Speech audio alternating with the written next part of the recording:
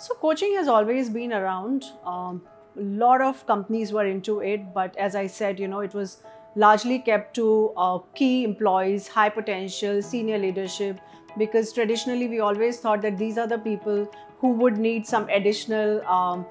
guidance and emotional support, personal support through a coach. More and more companies are realizing when they're looking at the whole trajectory of an employee that in order to be able to groom someone as a future leader, you just do not have to focus on the training and the skill sets building, but it's also about personality, emotional well-being,